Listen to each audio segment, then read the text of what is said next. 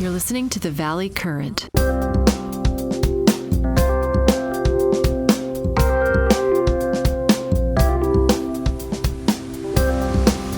Imagine spending $100 billion on a business partnership.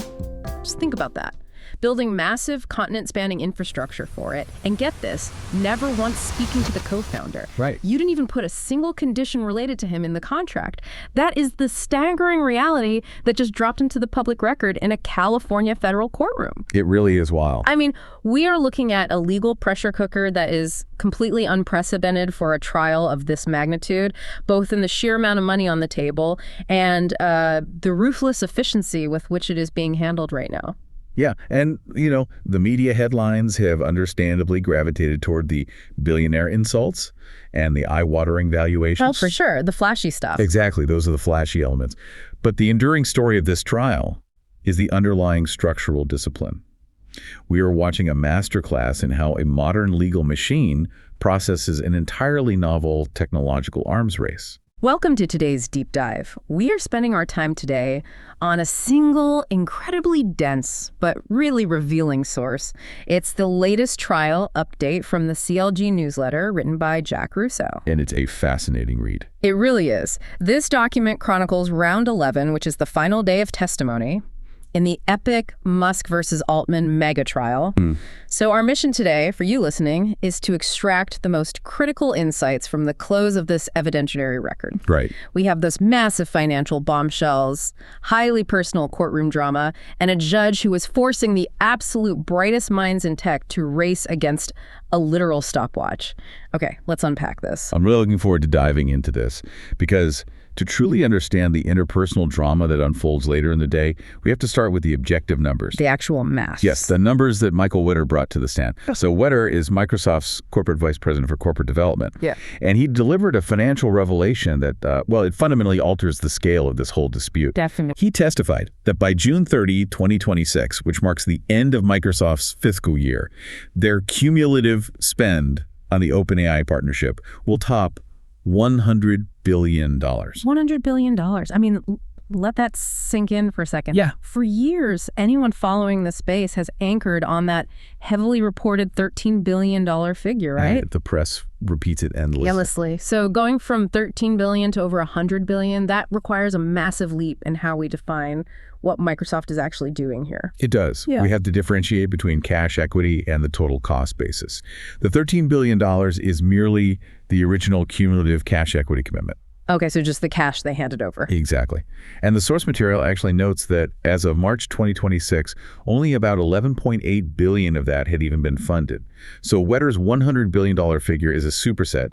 It includes Azure infrastructure capital expenditures. Right, the heavy metal. We aren't just talking about buying some off-the-shelf servers at a big box store. No, not at all. We are talking about custom-built supercomputers designed exclusively for OpenAI workloads. Thousands upon thousands of GPUs, the advanced thermal management to keep them from literally melting, the specialized networking silicon. Yep. And on top of that massive capital expenditure, you have the operating and hosting costs. Training frontier models like GPT-4, and whatever comes next, it requires a level of computational power and raw electricity that rivals small nations. And Wetter emphasized this exact point on the stand. Much of this massive spend had to predate any revenue whatsoever. You have to build it first. Right, you cannot generate a return on a frontier AI model until you have built the underlying planetary scale computer required to train it. And what's fascinating here is the doctrinal distinction. Break that down for us. Microsoft isn't just inflating a number for a press release, right? In the context of Musk's lawsuit, this gross spend serves as the actual cost basis against which any net benefit calculation runs for the unjust enrichment claims. Okay, let's ground this in a scenario for the listener. Say you invest in a friend's restaurant. Okay, I like this. You don't just hand them a lump sum for a 20% stake. You actually buy the entire farm that grows the produce. Right. You build the global supply chain from scratch, and you sign a contract to pay their massive industrial electric bill for the next decade. That's a very generous friend. Right. But if that friend later sues you for, quote, unjust enrichment, claiming you profited unfairly from their brilliant restaurant idea, you don't just hand over the gross revenue from the cash register. Absolutely not. You get to point to the farm you built and say, we have to subtract my massive expenses from those profits first. Exactly. So this $100 billion number is a gigantic offset. It completely reframes the geometry of the damages. The law of unjust enrichment, it focuses on clawing back ill-gotten gains, but it only allows the plaintiff to claw back the net benefit. Net, not the gross. Right. If Microsoft spent over $100 billion building the underlying engine, that is a colossal field against the damages Musk is claiming. And then Wetter drops a detail during cross-examination that completely threw me. The conditions. Yes.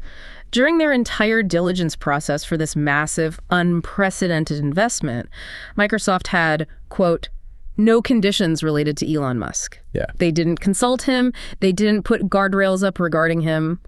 And Wetter confirmed Microsoft had never once rejected an OpenAI approval request under its consent rights. The defense is using this to paint a very specific picture for the judge.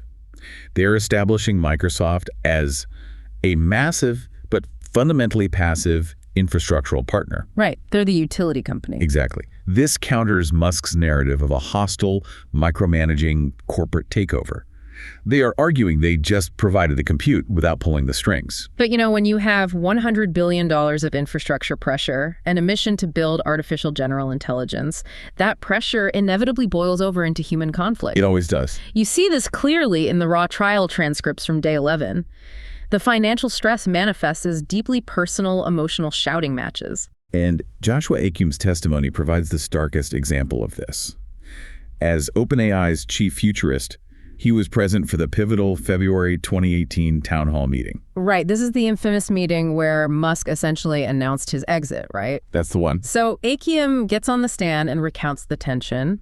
According to his testimony, Musk was proposing a hyper-accelerated race to artificial general intelligence. And Acume pushed back in front of the whole company. Right. He characterized Musk's proposal as a, quote, fairly unsafe proposition and called it reckless. Which, in the lexicon of the AI safety community, reckless is the ultimate indictment. It's not just saying you're moving too fast. No, it implies a blatant disregard for human existential risk.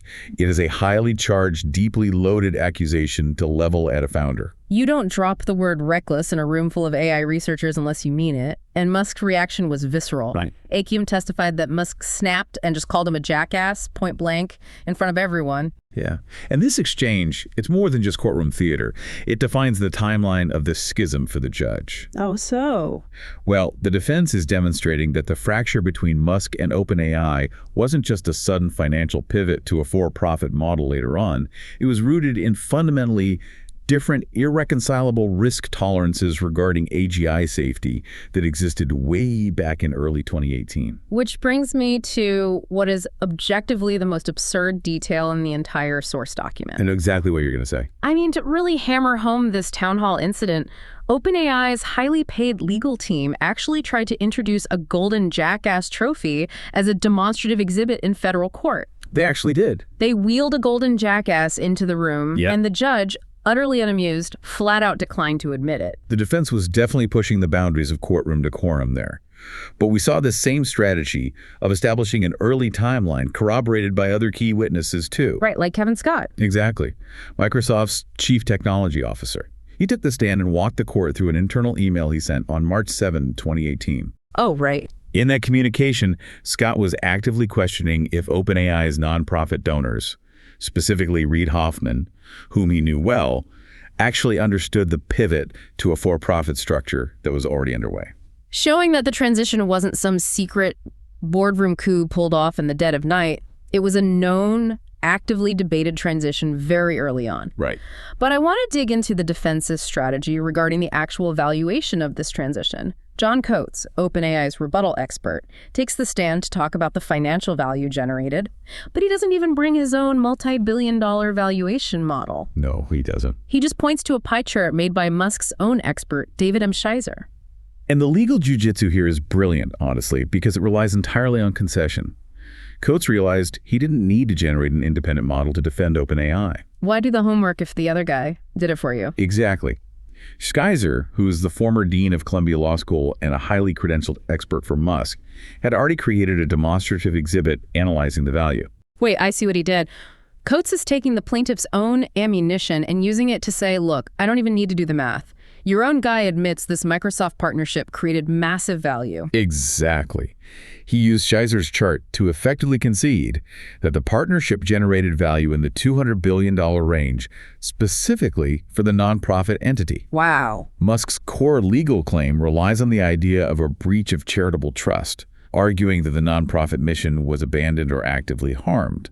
By taking the plaintiff's own expert data to show the partnership actually enriched the nonprofit's mission by $200 billion, Coates severely undercuts the premise that the charity was destroyed. Okay, so when lawyers are rolling golden jackasses into the courtroom and multi-billion-dollar valuations are being swapped like trading cards, someone has to be the adult in the room to keep this from turning into a 6-month media circus. And that would be Judge Yvonne Gonzalez Rogers. Yes, enter the judge. She is the absolute doctrinal star of Round 11. And arguably the entire trial, really. Her background is formidable. Princeton undergrad, University of Texas Law, and the first Latina federal district judge in the Northern District of California. A true trailblazer. And if you follow tech litigation at all, you know her from the massive Epic Games versus Apple trial. In that case, she didn't just issue a 180-page ruling, she eventually held Apple in willful civil contempt and referred their executives for possible criminal contempt. Yeah, she does not mess around. She operates with zero tolerance for gamesmanship. She manages her docket with the iron grip of an old-line equity chancellor. She demands strict written pre-trial submissions. She requires written, direct expert testimony where appropriate, entirely to save courtroom time. Which is so efficient. It is. And her most potent tool in this trial is the rigid per-side time limit. The 22-22-5 architecture. Yes. This structure is mind-blowing to me. For a liability phase involving the largest companies in the world, she gave Elon Musk exactly 22 hours to present his case. The OpenAI defendants received exactly 22 hours, and Microsoft was allocated 5 separate hours. That is your entire budget to prove a multi-billion-dollar claim. Keep in mind, usually a federal civil trial of this complexity drags on for 6 to 8 weeks. Minimum. Right. She condensed it into roughly 3.5 weeks. Okay, here's where it gets really interesting. Because if you put yourself in the shoes of these lawyers, you might think the judge is sacrificing justice for efficiency. It's a common complaint, yeah. If you are suing over the future of artificial intelligence, something both sides agree could alter the course of human history, how Arte is a strict countdown clock fair? You could literally be mid-sentence about a crucial piece of evidence, and your 22 hours run out. Well, there is robust debate around this, but the doctrine supports her. The source points to Federal Rule of Civil Procedure 16c2.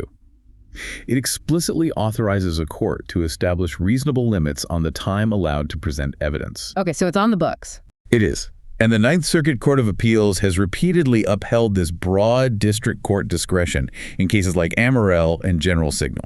But the Ninth Circuit also warned in that General Signal case that courts shouldn't adhere so rigidly to limits that they undermine the fairness of the trial. So how does Judge Gonzalez Rogers justify such a tight clock?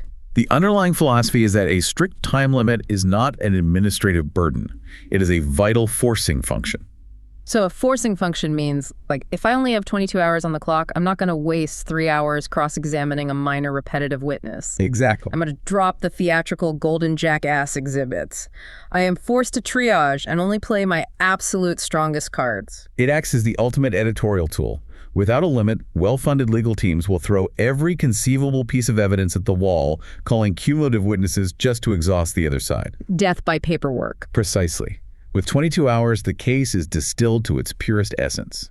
And Judge Gonzalez Rogers is acutely aware of the absurdity she is managing. Oh, she definitely is. During a sidebar, one of the attorneys was complaining about Sam Altman's conduct, and the judge stated on the record, verbatim, "This entire trial is a giant irony." It is the perfect summation. You have the most powerful tech entities on the planet claiming they are trying to save humanity with AGI while simultaneously squabbling over boardroom control, calculating $100 billion offsets, and throwing petty insults. Right. The irony is suffocating, and the judge just refuses to let it waste the court's time. And because of her ironclad discipline, the evidentiary record closed exactly on schedule. Right on the dot. Now, the trial pivots into the upcoming remedies phase. The liability phase determines who is at fault. The remedies phase determines the actual financial fallout. Which brings us back to the disgorgement math we unpacked earlier.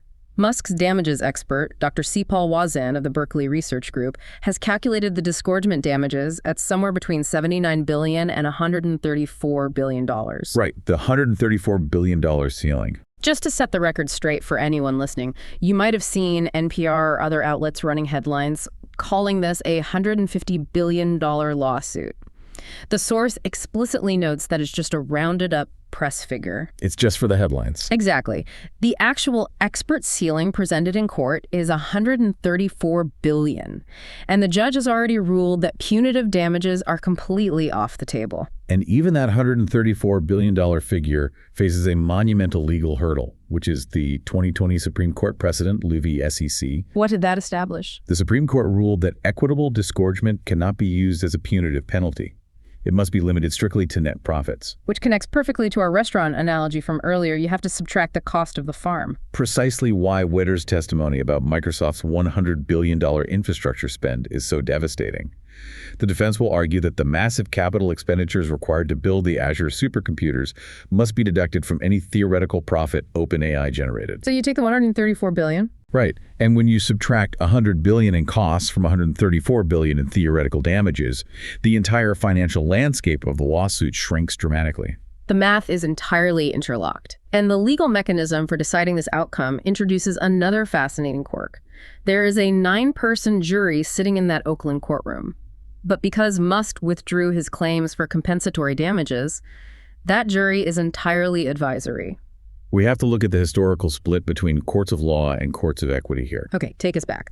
Historically, if you wanted money to compensate you for a direct loss compensatory damages, you went to a court of law and you got a jury of your peers. But if you wanted fairness, like an injunction or disgorgement of ill-gotten gains, you went to a court of equity, where a judge ruled alone. And because Musk dropped his request to be personally compensated, he is only seeking equitable relief. He's claiming a breach of charitable trust and unjust enrichment. Right. And under Federal Rule of Civil Procedure 39C1, the judge can use an advisory jury for equitable claims. They listen to the evidence and render a verdict, but it does not bind the court. They're just giving their opinion, basically. Exactly. Because under Rule 52A1, regardless of what those 9 jurors decide, Judge Gonzalez Rogers must write out her own special findings of fact and state her conclusions of law separately. Wow. The final multi-billion-dollar judgment rests entirely on her written ruling. While the judge prepares to write that ruling, we have to pull back and look at the global developments happening parallel to this trial. Because the tech industry is absolutely not waiting for a verdict from the Northern District of California. It certainly isn't. The source details 3 massive events that occurred overnight as Day 11 was wrapping up. First, Elon Musk touched down in Beijing. A stark reminder of the geopolitical scale of his operations. He is negotiating data agreements and autonomous driving rollouts in China, operating on a stage that entirely supersedes the jurisdiction of an Oakland federal court. Second, back in the U.S., a 10-state attorney general coalition, led by Montana and West Virginia, fired off a letter to SEC Chairman Paul Atkins. They are demanding, quote, especially stringent scrutiny of any potential OpenAI public offering. Yeah, citing severe allegations of conflicts of interest. The regulators are actively circling the wagons, looking to protect consumers and prevent market manipulation. And perhaps the most pressing development. The competitive market is accelerating relentlessly. The source notes that rival AI company Anthropic is in preliminary talks to raise at least $30 billion. At an unbelievable valuation. Yes. This comes at a staggering pre-money valuation of over $900 billion, nearly $1 trillion valuation for a direct rival. It's hard to even wrap your head around that number. While OpenAI's leadership is bogged down, counting their 22 hours in federal court and defending decisions made in 2018, Anthropic is stockpiling the capital to build the infrastructure of 2030. It puts the unprecedented existential stakes of this industry into sharp relief. It really does. So, what does this all mean for you listening? Whether you are managing a local community project, running a small startup, or overseeing a massive corporate footprint, there is a profound universal lesson here about constraints. Absolutely. Time limits, like Judge Gonzalez Rogers' 22-22-5 budget, are not administrative annoyances. They are powerful forcing functions. They force absolute clarity. They demand that you figure out what is actually important versus what is just noise. Right.